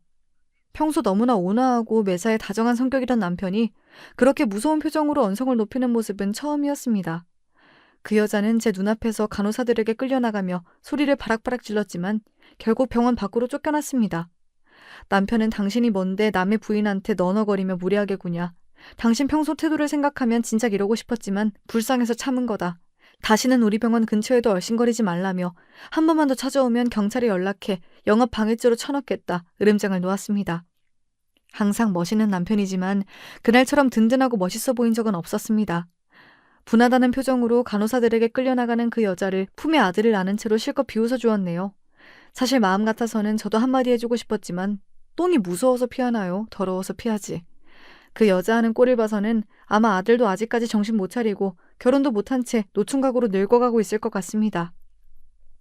그날 밤 집에 돌아와서 낮에 있었던 일을 얘기하며 괜히 병원에 소란을 피워 미안하다 사과하니 남편은 당신이 미안할 게 뭐가 있냐며 그 미친 여자 안 그래도 전부 다 처리하려고 벼르고 있었다. 오히려 지금까지 당신한테 그런 무례를 저지른 여자인 줄도 모르고 병원에 손님으로 받았던 것이 분할 정도다. 저보다 더 성을 내며 화를 내주는데 정말 세상에 하나뿐인 내 편이구나 싶었습니다. 저는 나름대로 속 시원한 얘기라 생각해 사연을 썼는데 여러분께선 어떻게 들으셨을지 모르겠어요. 한때는 많이 원망스럽고 그 사람들이 세상 누구보다 불행했으면 좋겠다 매일 저주할 정도로 마음의 상처가 깊었었는데 요즘에 와서는 제 곁에 좋은 사람들도 많이 생기고 매일매일 행복한 일만 생기니 그런 인간 말종들이야 어떻게 살든 말든 저와 아무 상관없다는 생각이 듭니다. 지금부터는 그저 제 곁에 있는 남편, 시부모님, 그리고 세상 무엇과도 바꿀 수 없는 너무나 소중한 복덩이인 저희 아들에게 집중하면서 살고 싶어요. 하늘에 계신 저희 부모님께서 제게 보내주신 선물 같은 존재들과 함께요. 흙수저로 태어났지만 사랑 많은 금수저, 아니 다이아몬드 수저로도 부족할 만큼 퍼주셨던 부모님께 부끄럽지 않도록 저희 아들은 조건으로 사람을 판단하고 함부로 대하는 사람이 아닌 시댁 식구들처럼 인격적으로 훌륭한 사람으로 성장할 수 있도록 최선을 다할 거예요. 사연 여기서 마무리하겠습니다. 다들 감사드려요.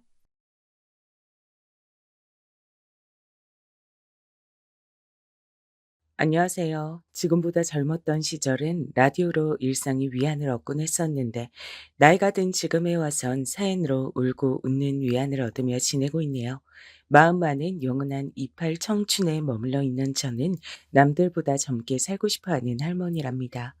요샌 예전보다 할머니라고 불리는 기준이 아주 애매해졌다고 하니까 저도 젊은 감각으로 살아도 되는 거겠죠. 혹시 어디 가서 주책으로 보일까 봐 속으로 그걸 신경 쓰고 지낸다는 건 저만의 비밀이네요. 여러분은 혹시 자기 자신의 이름이 지어지던 순간이 어땠는지 아시나요? 아마 대부분은 모르실 겁니다. 저는 조부모님 두 분께서 직접 제 이름을 지어주셨는데요. 그때 상황을 친정 엄마께서 면밀히 봐두셨기 때문에 제가 자랐을 때 그대로 전달을 해주셨답니다. 제가 태어나고 열흘 정도가 흐르고 나서야 이름을 짓는 것을 두고 친할아버지, 친할머니 두 분이 옥신각신 하셨어요.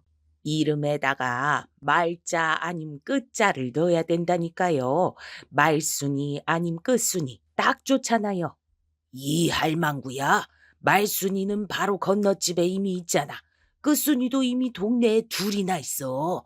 온 동네를 꼴꼴거리며 다니는 할망구가 그것도 몰라? 나도 아는 걸. 그러면 말분이로 해요. 끝분이로 하든가. 암튼 간에 이름을 그런 식으로 지어야 다시는 이 집안에 딸년이 또 안 태어나죠. 배워먹지 못한 수준하고는 어떻게 기껏 생각해낸 게 말자 혹은 끝자를 넣잔 게야. 번듯하게 종자를 넣으면 되잖아. 종순이, 종분이.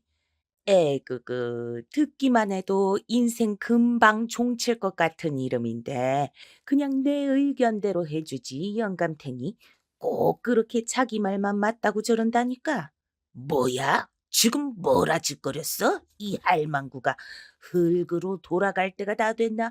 요새 아주 노망나서 아무 말이나 다 짓거리네. 어디 한번 해보잔 거야? 당신은 왜 또 그렇게 금방 열을 내요? 내가 혼잣말을 좀 한 것 같고 그건 또 어떻게 그렇게나 또렷하게 들었대? 귀도 밝아 오래 사시겄슈. 나 죽고도 30년은 좋게 사시겄어. 참나. 할망구보단 내가 오래 살겠지. 당연한 소리라고 자빠졌네. 친정엄마께선 두 분의 설전을 숨죽여서 남몰래 지켜보고만 계셨다네요. 또 한 번 아들이 아닌 딸을 낳고 말았단 죄책감과 자괴감 속에서 눈치를 살피시는 중이셨죠. 저는 위로 이미 언니가 둘이었습니다. 제가 태어나서 이제 세 자매가 되었던 것이죠.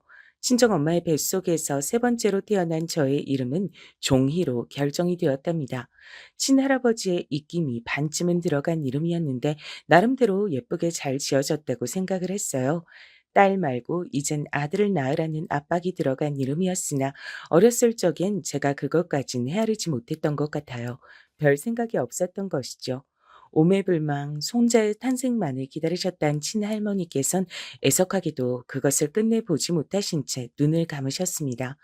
추운 한겨울날 시골 동네의 곳곳엔 길이 얼어 있었는데 그곳을 잘못 지나시다가 크게 넘어지셨고 며칠 뒤에 그대로 숨을 거두셨죠. 그 후로 친할아버지께선 인생이란 게 지독하게 허무한 것이란 소리를 입에 달고 사셨습니다.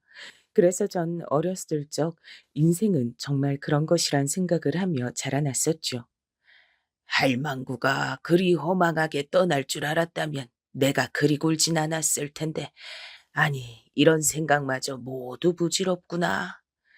친할아버지의 씁쓸한 미소를 이해하기에 전 너무 어렸었죠. 다행히 당신의 손자가 태어나고 걷고 말을 하고 뛰고 그러는 것까지 친할아버지께선 다 보시고 돌아가셨답니다. 아마 하늘나라에 가시자마자 친할머니를 향해 손자 이야기부터 하셨을 것 같네요.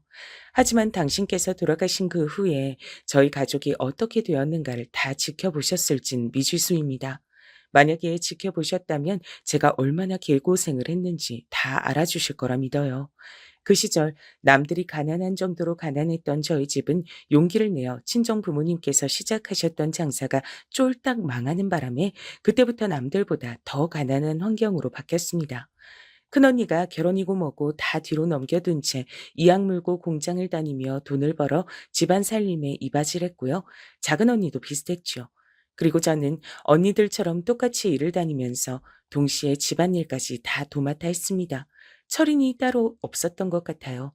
동이 트기 직전에 이른 아침 새벽부터 하루 일과를 시작해서 깜깜한 밤이 되어서야 제 하루 일과가 끝이 났었으니까요. 자는 시간 외엔 저만을 위한 자유 시간도 없었습니다. 언제까지 이렇게 살아야 하나 궁금했어요. 매일이 너무 지치고 힘들다는 생각이 깊게 들 때마다 인생은 지독하게 허무한 것이라고 하셨던 친할아버지의 말씀을 떠올렸답니다. 기대 없이 살자. 그럼 실망도 없을 테니까. 제 자신을 지키는 방법이 고작 그런 것이었어요. 너무 밝고 좋은 생각은 하지 않는 것이요. 그랬다간 팍팍한 현실과 비교가 돼서 매번 실망만 할 테니까요. 차라리 음울하고 비관적인 태도가 나았습니다. 더 이상 나이가 들면 노처녀 소리를 들을까봐 겁이 난다며 친정 부모님께선 큰언니를 시집의 길로 등 떠미셨습니다. 그렇게 얼떨결에 결혼을 하게 된 큰언니는 다른 지역에 있는 시댁에서 지내게 됐기 때문에 저희 가족과 손을 흔들고 작별 인사까지 했었어요. 그러고 나서 딱 석 달 뒤였나 아님 넉 달 뒤였나 연락도 없이 집에 나타나서 절 놀래켰습니다. 큰언니는 얼굴에 커다란 멍이 들어 있었어요. 큰 형부는 언니보다 6살이 많은 사람이었습니다. 근데 6살이나 더 먹어놓고서 성숙하게 본을 보이진 못할 망정 아주 추잡스럽게 구는 모양이었죠. 큰언니의 얼굴에 든 멍을 본 순간 제가 머리끝까지 화가 났습니다. 그 집에 다시 돌아가지 마. 그런 결혼 괜히 한 셈이야. 그냥 여기서 다시 우리랑 같이 살자. 힘들어도 다 같이 돈 벌고 다 같이 서로를 챙기고 그럼 되잖아. 결혼은 왜 괜히 서둘러서 이런 꼴을 봐? 종이야. 집에서 날 맞아준 게 너라서 다행이다. 근데 아버지 어머니도 너처럼 생각해 주실까 싶다. 그랬으면 좋겠는데. 당연히 내 의견하고 똑같겠지. 뭘 걱정해? 설마 장녀가 그런 고생을 하며 지내고 있다는데 다시 그런 소굴로 보내는 부모도 있으리라고? 만약에 있다면 그건 완전히 정신이 나간 이상한 부모일 거야. 전 큰 소리를 치면서 큰언니를 안심시켰으나 알고 보니까 제 친정 부모님이 그런 부모였더라고요. 큰언니를 엄하게 꾸짖으며 얼른 다시 돌아가서 자기 시댁 사람들과 남편에게 사과를 하고 잘 지내라고 말을 하는 분들이 정녕 제 부모님이 맞나 싶었습니다. 여자는 어쨌거나 시집을 갔으면 출가 외인이다. 네가 이러면 동생들이 뭘 보고 배우겠니? 나약하게 굴지 마라. 죽이 되든 밥이 되든 그곳에서 해결을 봐. 여기 와서 이러면 아무 소용없어. 저는 기가 막혔고 큰언니에게 괜히 미안했으며 친정 부모님께 깊이 실망하고 말았어요. 작은 언니랑 둘이 밤새 속닥거리면서 부모님을 욕했었답니다. 하지만 그 이후로 큰언니의 손때가 묻은 물건 같은 걸 어루만지며 커다란 한숨을 내쉬는 부모님의 모습을 몇 번이나 목격을 해서 마냥 부모님께 실망할 순 없었고 복잡 미묘한 마음이 들게 됐던 것 같아요. 작은 언니인 시집을 가지 않고 집안의 가장 노릇을 앞으로 하면서 종국엔 성공한 여성 사업가가 되겠다는 엄청난 포부를 밝혔습니다. 그러나 한 1년 정도나 지났을 때였을까요? 작은 언니는 3살 연상의 작은 형부와 조촐한 결혼식을 올리고 있었죠. 참고로 작은 형부는 친정아버지의 지인의 사돈의 팔촌쯤 되는 분께서 다리를 놓아준 인물이었답니다. 작은 언니는 별로 결혼 같은 걸 하고 싶어 하지 않아 했어요. 그것만 하더라도 당시에 상당히 의식이 깨어있고 사고방식이 개방적인 사람이었다고 볼 수 있는 것이죠. 그러나 시대를 거스르고 환경까지 이겨내기란 쉽지 않았던 것 같아요. 쉽게 표현하자면 샌님의 표본 같은 작은 형부와 도망칠 도리 없이 결혼을 하고 말았으니까요. 잠깐, 언니들 다음에 결혼할 차례는 나잖아? 돈 벌면서 사는 것도 힘들어 죽겠는데 언니들처럼 하나도 안 행복한 결혼까지 억지로 때가 되었다는 이유 하나만으로 해야 한다니. 기대 없이 살려고 그렇게나 속으로 노력을 했건만 그럼에도 슬프고 속상했어요. 그래서 이왕이면 저로 하여금 돈 걱정은 안 시키는 남자하고 결혼을 하고 싶었습니다. 제 주제에 그런 남자를 어디서 만나겠어요? 염치불구하고 주변에 부탁을 해서 괜찮은 남자와 다리를 놔달라고 한 번씩 만나보고 싶다는 얘기를 하고 다녔습니다.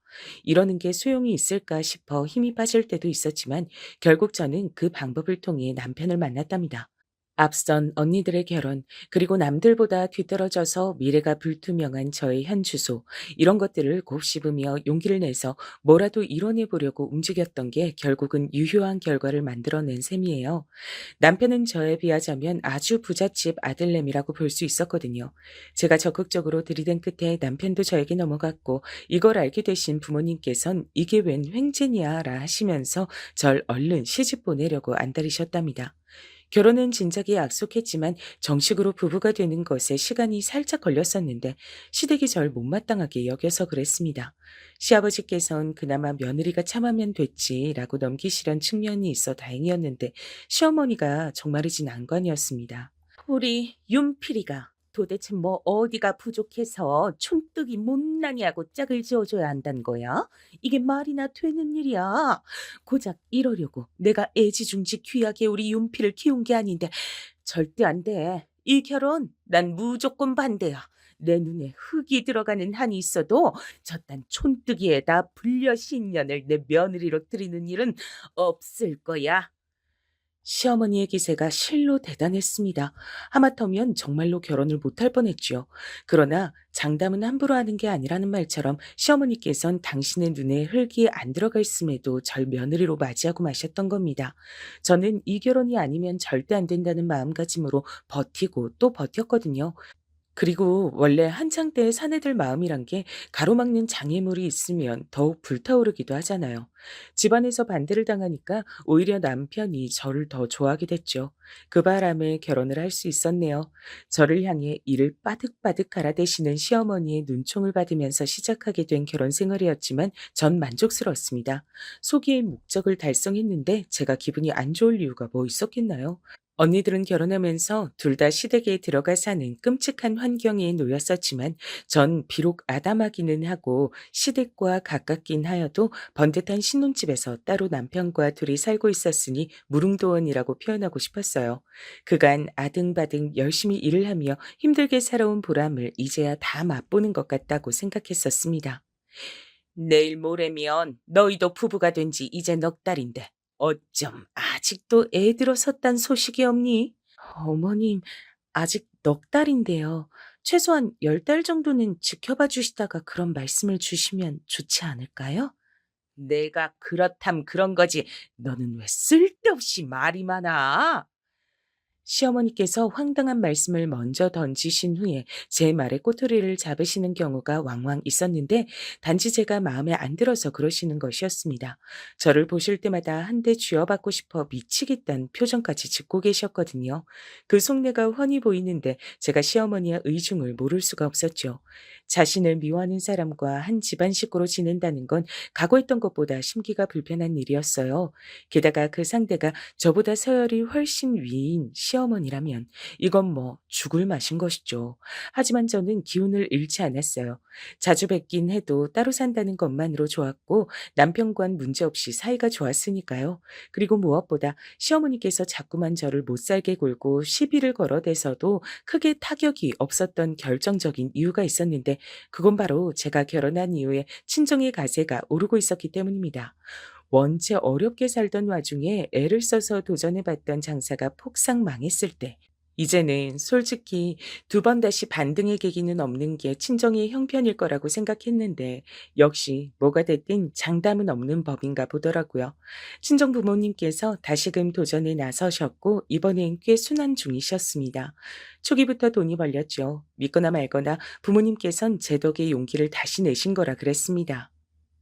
전 재산 다 걸고 빚까지 얻어가면서 다시 또 장사해 본다는 거 나도 네 아버지도 결코 쉽게 내린 결정 아니었다. 하지만 마음 한구석에 늘 아쉬운 생각 품고 살았었기 때문에 꼭 다시 도전해 보고 싶은 게 장사였고 종이 네 덕분에 용기도 낼 수 있었어. 제가요? 그간 제가 시집 오기 전까지 벌어서 모아두었던 비상금, 그걸 두 분께 탈탈 털어서 내어드리긴 했지만, 그게 용기를 심어드렸던 줄은 몰랐어요. 비상금도 참 고마웠지. 그 마음이 어찌나 기특하던지. 근데 그 이전에 네가 우리 집안보다 사는 수준이 더 나은 집안으로 시집을 갔잖니? 그게 심적으로 나나 네 아버지한테 얼마나 든든하게 여겨졌는지 몰라. 참 신기한 일이야. 우리 종이가 자기 언니들보다 외모도 떨어지는데 시집은 제일 잘 간 걸 보면서 세상 일은 알 수가 없다고 생각했단다. 저를 칭찬해 주시는 건지 아닌 건지 헷갈리는 발언이었어요. 하지만 아무튼 저까지 지지부진한 집안으로 시집을 갔다면 부모님께선 장사를 도전하시기 부담돼서 선뜻 그 시기에 다시 해보지 못하셨을 텐데 저 하느라도 살아날 구멍 안에 들어가 있으니까 마음이 조금 놓여서 용기를 내셨다는 것 같았어요. 참고로 부모님께선 음식 장사를 하신 게 아니라 물건 장사를 하신 것이었는데 그 당시로 봐도 절대 오래 할 만한 유형은 아니었기 때문에 두 분도 그걸 아시고 돈이 벌릴 때 바짝 힘을 내서 계속 장사를 하러 다니셨답니다. 그러고 몇 달이 더 지나자 더욱 유의미한 성과가 보였고 부모님께선 판이 큰 만큼 돈이 더 벌리게 되어 있다고 하시면서 저에게 조금만 투자를 해달라는 식으로 말씀을 해오셨죠. 실상 제가 아니라 남편에게 하는 부탁이었죠. 고민을 하던 남편에게 저는 제 친정 부모님이 이렇게 좋은 기세를 타고 계실 때 힘을 실어드려야 한다며 설득에 나섰습니다. 그래서 결국 남편이 자기 돈을 내어주었죠.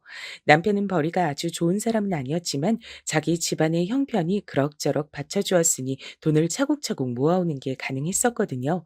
제가 남편을 설득해서 그 돈을 저희 친정에 갖다 주었다는 건 당연히 시어머니를 포함한 시댁엔 비밀이었습니다. 저는 그 돈이 아주 여유롭게 다시 돌아올 거라고만 믿었기 때문에 큰 걱정도 없었고요. 이런 저를 보면서 남편 또한 안심을 했었습니다. 부모님께선 저희 부부에게 무척 고마워하셨어요. 장사는 그럭저럭 또 잘 이어지고 있었고 여기까진 아무런 문제가 없었습니다. 세상 일은 장담할 수 없다는 법칙이 여기서 고개를 치켜들기까진 좋았지요. 아직 제가 소개를 안 한 저희 집 인물이 있는데요. 바로 제 남동생입니다. 돌아가신 친할머니께서 그렇게나 만나고 싶어 하셨단 저희 집안 아들 말입니다. 언니들은 일찍이 돈을 벌며 부모님을 도왔고 저는 돈을 벌며 집안일까지 도맡아 했었으나 남동생은 학교나 다니고 있었죠. 아들로 태어난 것에 특권이었어요. 게다가 막내였으니 말 다 했습니다. 무슨 설명이 필요할까요? 부모님께선 아들을 대학 보내겠다고 하시며 각오를 다지신 바 있었으나 정작 장본인이 조금도 각오가 되어 있지 않았던 관계로 그건 물거품이 됐습니다. 남동생에겐 공부머리라는 게 없었어요. 제가 보기에 저희 남매 중에 머리를 굴릴 인물은 작은 언니 정도였습니다. 괜히 남동생에게 공부를 투자하는 바람에 허송세월이나 보냈죠. 남동생은 실패와 실패만 거듭 반복하다 결국 대학에 못 갔어요. 집에서 뒹굴거리며 놀다 군대를 가더니 거기서 사람이 달라져 왔습니다. 당시에는 군 복무 기간이 지금보다 길었잖아요.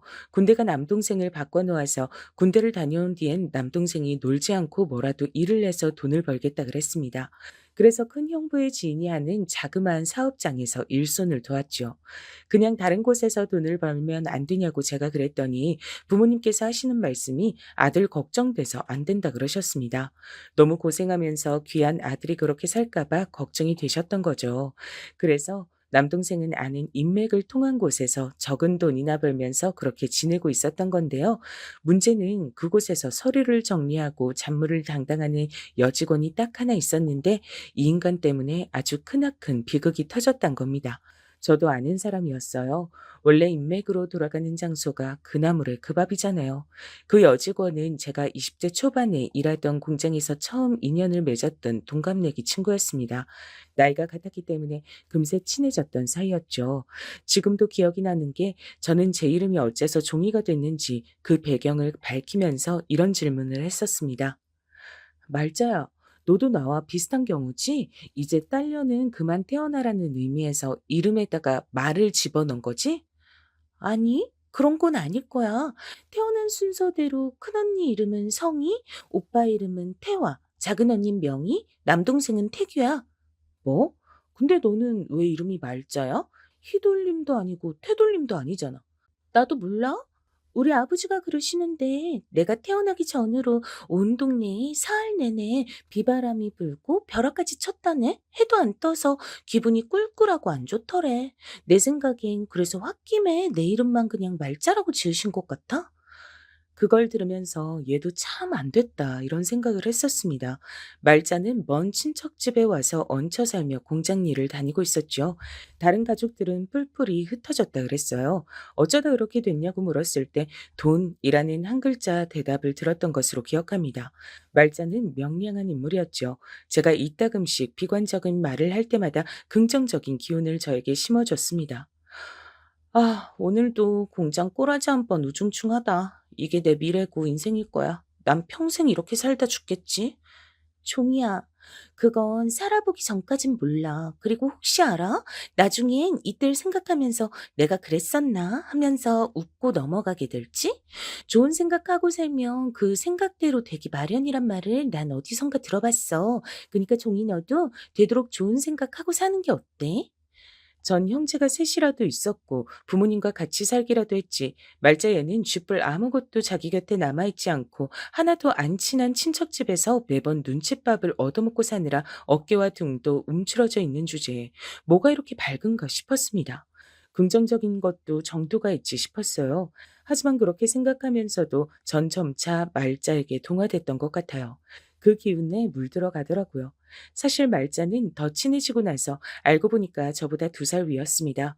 당시에 출생 신고를 잘못했기 때문이라 그러더라고요. 그래서 그런지 언니 같은 면모로 저를 이끌어주는 측면이 있었어요. 언니 같은 친구가 전 좋았고 남편과 결혼하는 데 있어서도 말자가 저한테 분명한 용기를 불어넣어 준 바 있었다고 생각합니다. 그 공장의 내부 사정으로 전 진작에 잘린 뒤였지만 말자와는 종종 연락을 이어갔던 사이였는데요.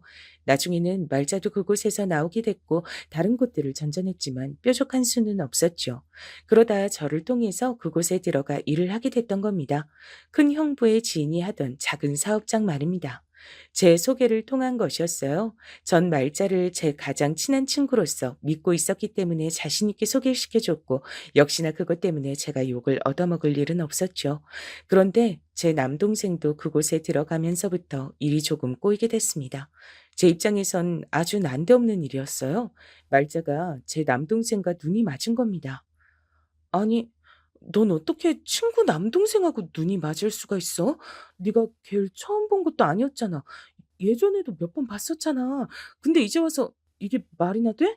게다가 둘이 나이 차이도 있는데. 미안해. 남녀 사이란 게 그렇더라. 나도 그저 누나 동생 사이로 잘 지내보고자 하는 마음이었는데 어쩌다 보니까 이렇게 됐어.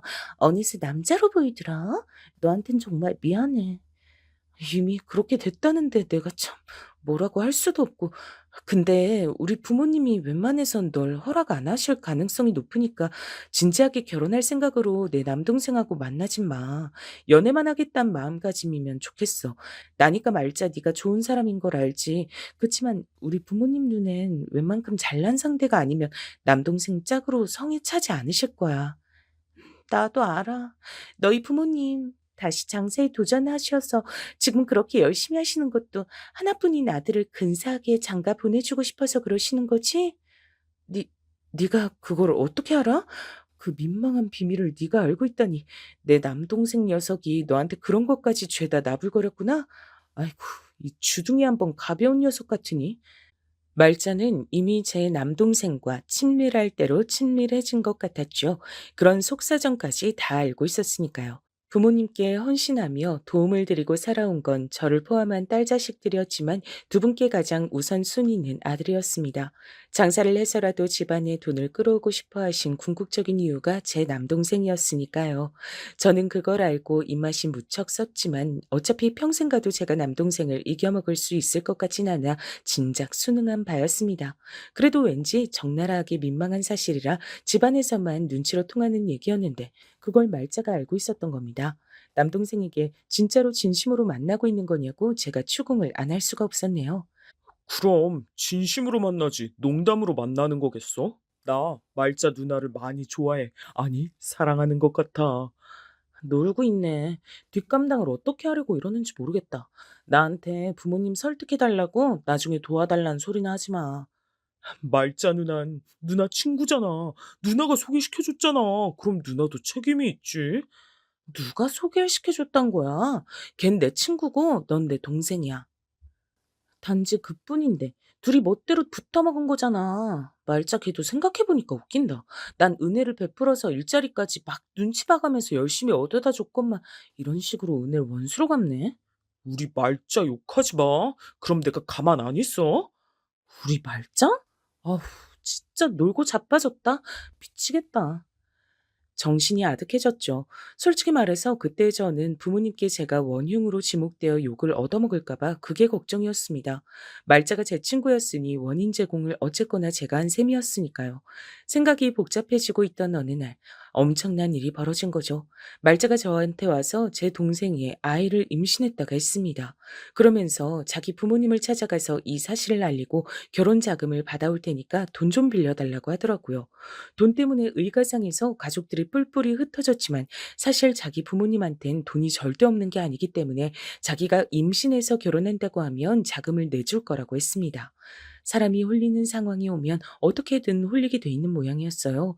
말자가 덧붙인 말이 그 당시에 아주 그럴싸하게 들렸거든요. 근데 형편없는 집안에 시집 간다고 하면 우리 부모님은 절대로 돈을 안 내주실 분들이야. 가치가 없는 곳엔 투자할 필요가 없다고 믿으시거든. 그래서 이만큼 재산이 있다고 보여드리고 돈을 받아오려고 해. 돈만 받고 나면 어차피 부모님에 대한 정은 거의 남아있지 않으니까 연락은 앞으로도 안 하고 살 거야. 말자가 눈물을 훔치며 그렇게 말했습니다. 너무 순식간에 많은 얘기를 들으니까 어안이 벙벙해지더라고요. 그 옆에서 남동생은 심각하고 진지하게 거들고 있었고요. 근데 중요한 건 어쨌거나 제가 그 말과 눈물과 분위기에 넘어가서 고개를 끄덕이고 말았단 겁니다. 말자를 제가 이제 꽤 오래 안 사이였고 제 남동생의 아이를 임신했다고 하니까 딱히 의심의 여지가 없었습니다. 저는 친정 부모님께 급한 사정이 있다고 하며 애걸복걸을 내서 돈을 받아냈어요. 제 남편이 투자로 들인 돈이 있었으니까요. 부모님께선 시집을 잘 간 저를 믿으시고 돈을 넉넉하게 내어주셨습니다. 뭐에 홀린 듯이 전 말자에게 그 돈을 건네줬죠. 고맙다고 말을 하며 말자는 자기 부모님을 찾아 뵙고 온 뒤 제 친정 부모님께 모든 사실을 밝히고 정식으로 인정받겠다고 말했습니다. 남동생과 함께 둘이 길을 떠났죠. 하지만 말자는 영영 그 돈을 가지고 돌아오지 않았습니다. 연락이 없어 이상하다고 슬슬 여기고 있을 때 며칠이 지나 남동생만 돌아왔어요. 그것도 거지꼴이 돼서요. 누나, 종이 누나, 우리 어떡해? 다 거짓말이었어. 그 여자가 우릴 속인 거였어. 그게 무슨 소리야? 진정하고 알아듣게 좀 설명해봐. 속였다니? 말자가 우리를? 진상은 이러했습니다. 길을 떠나 도착한 곳에서 말자는 이 지역이 자기 부모님이 계시는 곳이라고 하며 너무 떨리니까 이튿날 찾아뵙자고 말을 하며 숙박업소에 하룻밤 묵자고 했다네요. 남동생은 의심 없이 따랐고요. 근데 그날따라 이상하게 잠이 쏟아지더래요. 생각해보니까 말자가 자기한테 뭘 먹인 것 같다 그랬습니다. 남동생이 주체할 수 없는 잠을 길게 자고 일어나 보니까 하루가 지나 있었고 자기 곁엔 말자도 짐 가방도 아무것도 남아있지 않았다고 합니다. 돈도 말자가 다 들고 도망간 거예요. 그것만으로도 아연실색이었는데 남동생이 저에게 실토하길 자기가 사실은 집에서 친정 부모님이 모아두신 돈을 발견하고 그것까지 다 챙겼었단 겁니다. 말자가 지시를 한 거라고 했어요. 그럼 우리 집안 돈을 다 말자한테 뜯겼단 거야, 뭐야? 어? 이게 다 무슨 일이야? 그리고 누나, 사실 그 나쁜 년이 내 아이를 애초에 임신한 것도 아니었던 것 같아. 그건 또 무슨 소리야? 왜냐면 내 기억엔 분명히 그 나쁜 년하고 아무 짓도 안 벌였단 말이야. 근데 갑자기 어느 날 임신했다고 일방적으로 주장을 해오니까 나는 그런 줄로 생각했었지. 너 바보야? 멍청이야? 그랬다면 진작 얘기를 했어야지. 하지만 저야말로 바보의 멍청이었으니 남동생만 어떻게 탓할 수 있었겠나요? 홀려도 단단히 울려 큰 사고를 치고 말았습니다. 갑자기 머릿속 안개가 거친 느낌이 들며 절망이 찾아왔어요. 미치겠더라고요. 차라리 죽을까 싶었습니다. 하지만 그럴 용기로 친정 부모님께 이실직고를 하고 남편에게 모든 일을 털어놨습니다. 부모님께선 뒷목 잡고 쓰러지셨죠. 오래 할 장사가 아니었기 때문에 슬슬 그걸 접으시려던 시기였는데 그간 벌어두신 것마저 거의 다 잃었음을 아시게 되자 크게 충격을 받으셨고 귀한 아들이 그런 농락을 당했던 것에 두 번 충격을 받으셨으며 그 상대가 제 친구였다는 사실에 울부짖으셨습니다. 저는 스스로를 저주했어요. 갑자기 왜 머리가 어떻게 된 것처럼 그렇게 돼서 바보 같은 사기를 당했나. 저같이 멍청한 게 왜 살아서 모든 사람을 힘들게 하나 싶었습니다. 시어머니께 정신없이 뺨을 얻어맞았습니다.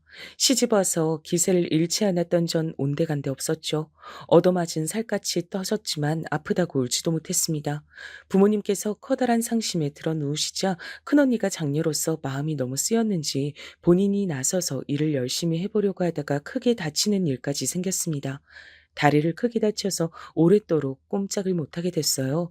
예전에 친할머니께서 넘어지신 뒤 돌아가셨기 때문에 큰언니도 잘못될까봐 겁이 났고 그래서 더 미칠 것만 같았습니다.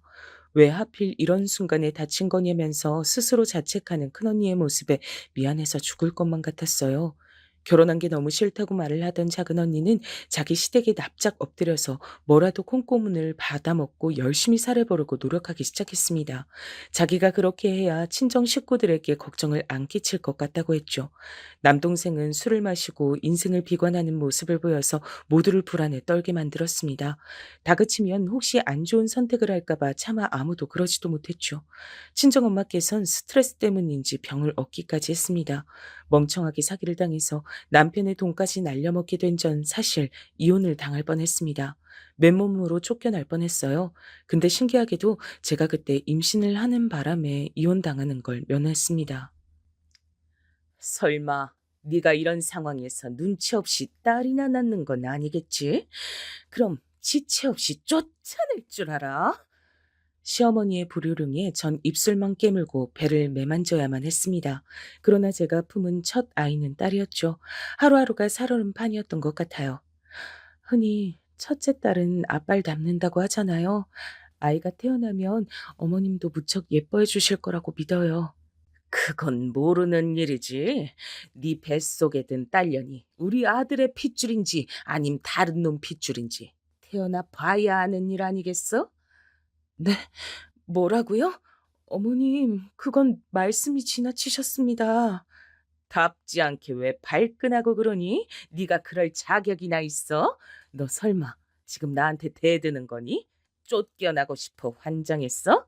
기껏 촌뜨기 받아줬더니 우리 집안 돈 날려먹기나 하고 마음 같아선 확 그냥 가만 안 두고 싶은데 내가 너른 마음으로 참는 거란 걸 넌 항상 명심해라. 내가 언제든 널 내칠 수 있어. 그니까 잘해. 저는 시어머니 앞에서 머리를 조아리고 살았죠. 사기를 당했던 시점부터 저는 입이 있어도 할 말이 없어진 신세였거든요. 첫째 아이가 태어났지만 남편과의 관계도 제가 사기를 당하기 이전으로 돌아가진 않았습니다. 당신, 내가 아까부터 야식으로 국수 먹고 싶다고 말을 그렇게나 했는데 지금 애 본다고 정신이 다 팔려 있지? 애가 울고 보채는데 그럼 어떡해. 애는 내팽개치고 국수나 만들란 거야? 내가 하라면 하는 거지 왜 그렇게 잔말이 많아? 그러니까 돈이나 뜯겼지. 당시에 제 꿈이 밟히면 꿈틀할 줄 아는 지렁이가 되는 것이었네요. 오죽하면 그랬습니다. 아들을 임신하라는 시어머니의 잔소리 때문에 둘째를 금방 임신했는데 천만다행으로 정말 아들을 낳았어요. 막내 셋째는 딸이었고요. 자식들을 낳고 키우다 보니까 하루하루 바쁘고 피곤한 세월이 금방 갔습니다. 애들이 금방 크더라고요. 제 아이들은 왜 자기 외삼촌이 결혼을 그토록 늦게 했는지, 외삼촌 결혼식에 왜 저를 포함한 사람들이 한숨으로 눈물을 흘렸는지 그게 의문인 눈치였답니다. 시댁 식구들 앞에서 늘 죄인이 되어 사는 며느리, 그게 제 모습인 것을 제 아이들은 당연시하며 자라났죠. 초라하게 쪼들리는 게 외가의 당연한 모습이라고 아이들은 생각했고요. 그러다가 시부모님께서 차례로 돌아가시고 나서부터 뭔가 변화가 일어났습니다. 그때가 되니까 저도 이제 나이가 꽤 들어서 더 이상 과거에 멍청했던 실수에만 사로잡혀 있지도 않더라고요. 죽도록 쉬지 않고 집안일이든 뭐든 다 해내면서 살아왔으니 남편 앞에서 이제 더 이상 그토록 눈치 보면서 주눅들 일도 없었습니다. 자식들을 열심히 잘 키워냈다는 보람 하나로 당당하게 어깨를 펴고 살기 시작했더니 남편도 점점 더 큰 소리를 안 치게 되더라고요. 시간의 흐름이 만들어낸 변화였죠. 저희 첫째가 가장 먼저 결혼을 했어요. 그때 제가 처음으로 자식들 앞에서 옛날 얘기를 꺼냈습니다. 부끄러웠던 저의 실수를 말이죠. 그러자 세 자식들 모두 저와 남동생을 멍청하다고 손가락질하지 않고 작정하고 사기를 친 뒤 도망갔던 말자를 맹렬하게 비난해줘서 내심 제가 고마웠습니다. 바보 같아 보이면 어쩌나 싶었는데 사기를 당한 사람이 아니라 사기를 친 사람이 나쁜 거라고 그렇게만 생각해주는 제 자식들이 기특했네요. 옛날의 충격과 상처를 이젠 다 뒤로하고 어느새 시간이 더 흘러 막내인 셋째를 결혼시킬 때가 됐습니다. 감개무량하더라고요. 저희 셋째가 결혼 이야기를 입에 올리며 행복해 보여서 저는 그것으로 됐다고 생각했어요. 엄마, 상견례는 아무래도 한정식 집에서 하는 게 가장 무난할 것 같은데 엄마도 괜찮죠? 그럼 괜찮지. 엄마는 우리 윤희가 결정하는 건 다 맞아. 근데 윤희야, 너 정말 결혼 미룰 생각 없는 거야? 에이, 엄마 또 이러신다. 요즘엔 점점 결혼 늦게 하는 추세니까 나도 더 늦게 해도 된다고 또 그 소리 하려고 이러시는 거죠? 다 알아요. 그치만 결혼에 대한 확신을 주는 사람이 있는데 굳이 서두르지 않을 이유가 없어요. 정연 오빠하고 결혼해서 살면 안 싸우고 행복하게 지낼 것 같아요. 엄만 우리 막내딸이 엄마 곁에 더 오래오래 머물렀으면 싶어서 욕심나는 거지. 언제 이렇게 다 커서 시집 간다고 하게 됐을까? 윤희 넌 이 엄마보다도 남자 보는 눈이 100배, 1000배 더 좋으니까 그래. 분명 결혼해서 잘 살 거야. 그러게요. 엄마도 정연 오빠 처음부터 마음에 들어해 주시고 이뻐해 주셔서 저도 안심이에요. 상견례를 앞두고 셋째 딸과 키득거리며 나누는 대화가 소중했습니다. 셋째가 결혼을 앞둔 청년은 딱히 나무랄 데 없이 아주 괜찮은 인물이었어요. 중학교까지 외국에서 나왔고 그 이후엔 한국에 들어와서 학업을 이어갔더라고요. 그 가족이 원래 외국 살다가 한국에 들어온 경우라고 했습니다. 좋은 직장을 다니다가 다른 일을 해보고 싶단 일념 하나로 과감히 퇴사를 선택하고 새로이 공부를 해서 전혀 다른 직장으로 들어간 아주 도전적인 정신을 가진 청년이기도 했어요. 그게 다 집안에서 든든히 받쳐둔 덕분이라고 하더라고요. 그런 집안의 아들을 마다할 부모가 어디 있겠나 싶었어요. 저희 셋째가 남자 보는 눈 하나는 기똥찬 것 같았습니다. 그 정도나 되니까 제가 흔쾌히 허락을 했죠. 셋째마저 결혼시킨다 생각하면 가슴이 허전했지만 어쩔 수 없는 관문이라고 생각하며 상견례 날을 기다렸습니다. 저와 다르게 남편은 시큰둥하고 초연하기만 했죠. 그뿐인가요? 절 향해 갱년기 증상이 심한 거 아니냐며 남편은 그런 소리도 했습니다. 하여간에 멋대가리 없는 남자라는 생각을 하며 상견례장에 들어섰는데 이미 상대 측이 자리를 한 직후였어요. 말끔하게 차려입은 예비사위가 싱글벙글 웃는 얼굴로 저희 부부를 맞아줘서 아주 흐뭇했고요. 딱 보니까 예비사위는 친탁을 했더라고요. 그 부친과 무척이나 닮아 있었습니다. 얼른 인사를 나눈 다음 그 옆에 계신 모친 쪽을 바라봤어요. 예비사위하고는 모자가 안 닮아 있었는데 이상하게 제 눈에 얼굴이 낯이 익은 겁니다. 살면서 이런 사람을 본 일이 없는데도 희한하게 기분이 딱 오묘했어요. 드디어 뵙게 되네요. 이렇게 너무 좋은 자리에서 처음 뵙게 돼서 너무 기분이 좋습니다. 그 모친이 우아한 웃음을 지으며 그렇게 말을 하는 순간 제 머릿속에 딱 두 글자가 떠올랐어요. 저와 마주보고 앉은 예비 안사돈 되시는 그분이 설마 그 인간일까 싶으면서도 성함이 분명 그게 아니라고 언뜻 봐서 알고 있으면서도 저도 모르게 머릿속에 두 글자를 입 밖으로 뱉고 말았습니다. 그건 거역할 수 없는 강한 충동이었어요. 말자? 혹시 내가 아는 바로 그 말자? 그러자 수저를 집어들던 상대방의 손길이 딱 멈췄습니다. 그리고 반사적으로 고개를 번쩍 들더니 절 바라보던 그 눈빛 속의 혼돈. 저는 상대방 역시 바로 그 순간에 저의 정체를 눈치챘음을 알았습니다. 강한 확신이 제 안에서 소용돌이쳤죠. 세상에, 네가 맞구나. 너 말자 맞지? 계명에서 살고 있었어? 제가 그렇게 외치자 예비 안사돈, 아니 말자의 손에 들린 수저는 이제 파르르 떨리고 있었습니다. 애써 평정심을 되찾으려고 노력 중인 그 안면 근육의 움직임이 보여 가증스러웠죠. 제 옆에서 남편이 고개를 갸우뚱하며 아는 사람이야? 라고 물었다가 이내 깜짝 놀란 숨소리를 뱉었어요. 남편도 기억 속에서 말자란 이름을 찾아냈던 겁니다. 어떻게 있겠나요? 돈 뜯어간 사기꾼을요. 어머, 그래서 누구이실까요? 기억이 날까 말까 하는 중인데. 기억 안 나는 척 할 필요 없어. 내가 어렸을 땐 뭘 몰라서 너의 가짜는 연기력에도 속아 넘어갔지만 지금은 아니거든. 네가 날 알아봤단 걸 난 알아. 말자야. 널 이렇게 다시 만나네. 이렇게 세상 참 좁다고 하는 건가 봐. 아, 이제 기억났다. 혹시 종이? 내 친구 종이?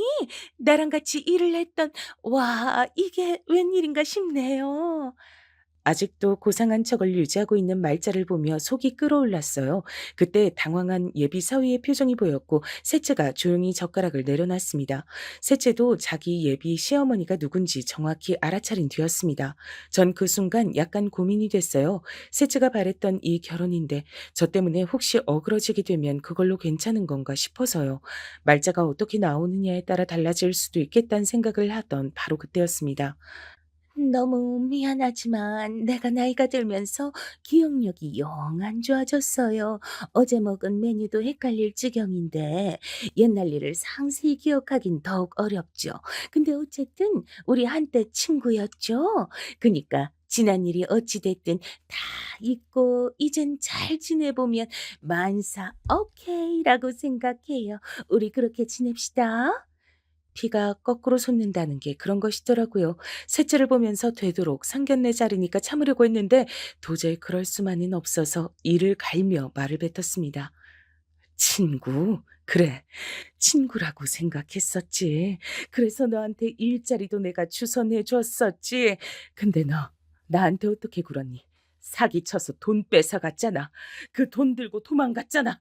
내 동생 뒤통수 쳐서 속여먹고 임신한 척 연기하고 온갖 헛소리로 무장해서 혼을 쏙 빼놓고 우리 집안 돈까지 낼름 챙겨갔잖아. 그래놓고 다 덮어놓잔 식으로 말을 하면 나는 뭐가 돼? 내 동생은, 우리 가족은 분해서 어떡하라고. 너 참 뻔뻔하다. 그러니까 그때도 태연하게 사기를 쳤겠지. 그 후로 잘 살았니? 보니까 잘 산 것 같다. 그거 남의 집 피눈물 짜내서 잘 산 거니까 너는 반드시 대가를 치러야 할 거야. 어머, 대체 뭐라고 하는 건지 하나도 모르겠네. 진정 좀 하시고, 지금 이 자리는 그런 자리가 아니니까 어른스럽게 행동합시다. 사춘기 소녀처럼 지금 뭐 하는 짓이에요. 자식들한테 창피하게. 말자는 대단한 년이었어요.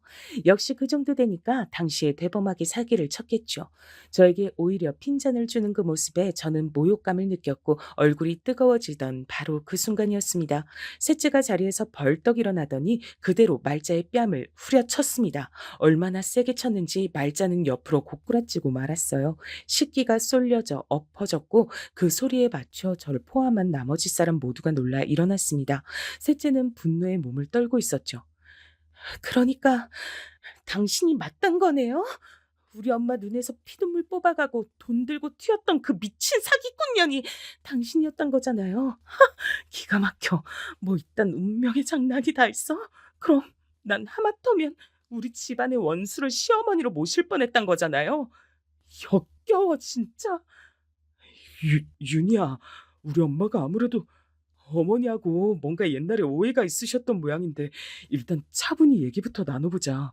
닥쳐! 무슨 얘기를 나눠? 오빠하고는 끝이야. 파혼이라고.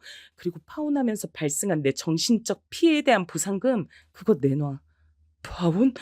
나와 헤어지겠다고? 윤희야, 제발 이러지 마라. 게다가 웬 보상금이야. 왜? 주기 싫어? 그럼 주지 마. 대신 내가 오빠 직장, 전 직장에다 소문 다 낼 거야. 오빠가 우리 집안에 사기치고 도망갔던 천하의 사기꾼년이 부당한 돈으로 키워낸 자식이라고. 그 돈으로 잘 먹고 잘 산 거라고. 그리고 그 사기꾼년은 여전히 철판 두꺼운 나쁜 년이라고. 그래서 나한테 파혼당한 거라고. 그런 소문 쫙 낼 거야. 오빠가 나온 대학에도 퍼뜨릴 거고 동창들한테 연락 싹 돌릴 거야. 영어로 번역도 해서 오빠가 어릴 적 살았던 곳에도 내용 다 뿌릴래. 그 나라엔 우리나라보다 이런 도덕적 사건에 엄격하고 관심도 많다며. 셋째가 신랄하게 쏟아내는 말에 저는 가히 수십 년 묵은 채증이 풀리는 것만 같았어요. 예비 사위는 완전히 넋이 나간 채였고 말자는 꼴 좋게도 얼굴이 벌겋게 달아오른 채로 몸을 떨고 있었습니다. 자식이 그런 수모를 당하게 됐다는데 말자라고 할지라도 고개가 빳빳할 순 없었죠. 미안합니다. 아니, 죄송합니다. 그땐 제가 철이 없었고 당장 눈앞에 이익에 빠져 있어서 옳게 판단을 못 내렸어요. 잘못했습니다. 얼굴이 터질 것처럼 돼서는 억지로 제 앞에서 머리를 숙이고 사과를 하더라고요. 말자의 행동을 지켜보는 그 가족들의 넋이 나간 반응을 보며 전 코웃음을 쳤습니다. 안 받아주는 건 내 마음인 거 알지? 말론 누가 사과를 못하겠어. 진정한 성의를 보여야지. 내가 용서할 기분이 들지 안 들지 성의 표시를 보고 고민 좀 해볼게. 결혼에 미련 따위 없다는 듯 분노에 찬 셋째의 눈빛이 절 후련하게 만들었고 전 그런 말을 뱉으며 몸을 돌렸습니다. 그러자 저희 식구들이 다들 말자를 향해 한마디씩 욕을 남기고서 절 따랐죠. 셋째는 자기 예비 시어머니가 사기꾼 말자란 사실을 안 순간부터 그 결혼의 정이 확 떨어졌다 그랬습니다. 자기의 남은 목표는 이제 그쪽에서 돈을 뜯어내는 것밖에 안 남았다 그랬어요. 셋째는 자기만 믿으라며 전의를 불태웠고 정말로 해냈습니다. 세월이 그렇게 오래 흐르고 나서야 전 말자에게서 뜯겼던 돈을 받아낼 수 있었죠. 당시 금액의 2배를 조금 웃도는 돈을 받았고 남동생은 기분 좋게 술을 마셨답니다. 과거 행적이 드러난 탓인지 말자는 그 이후로 별거 생활에 들어갔다는 후문을 접했습니다. 꼴 좋다는 생각밖에 안 들었네요. 셋째는 2년 뒤 새로운 인연을 만나 너무나도 행복한 결혼식을 올렸고요. 지금까지도 잘 살고 있답니다.